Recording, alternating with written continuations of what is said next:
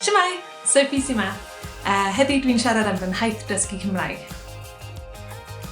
Dwi'n dod o Nottingham yn wreiddiol. 2 blynedd yn ôl, Saesneg oedd yr unig iaith o'n i'n siarad. Ro'n i wrth fy modd yn glywed bobl yn siarad Cymraeg.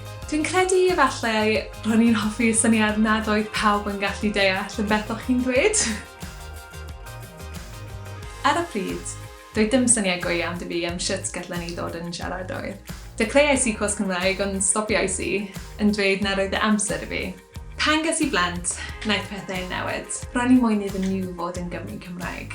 A hefyd roedd fy ymenydd wedi diflasu yn fawr o fod ar gyfnod molau. Felly penderfynais I roi cynnig go iawn I ddysgu Cymraeg.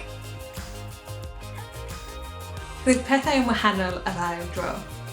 Roedd mwy o gymhelliant dy fi, ond y peth pwysica dwi'n meddwl oedd yn dysgu sut I ddysgu iaith mewn ffordd sy'n gweithio I fi, a credu gallai wneud hyn.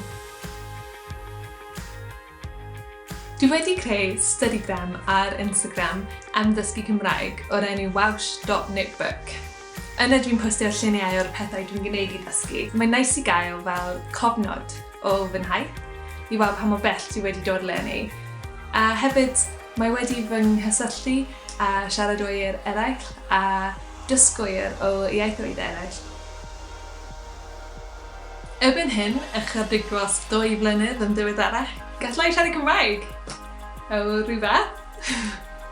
Dwi'n siarad Cymraeg yn gymdeithasol gyda ffrindiau, dwi'n defnyddio cyfryngau Cymraeg, dwi'n gwrando gerddoriaeth Cymraeg, hyd yn oed yn deall am beth maen nhw'n siarad ar Radio Cymru, y rhan mwyaf o'r amser.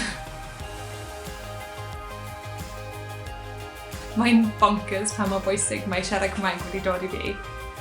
Yn bendant mae'n y peth dwi'n mwy o falch o I wneud yn fy mywyd. Ydy, mae'n iaith arbennig, unigryw, ond hefyd wedi ffindio ffordd wahanol o glywed y byd.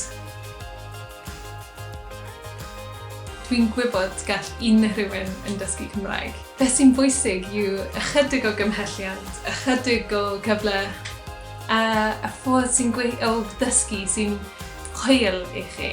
Felly, pob lwc!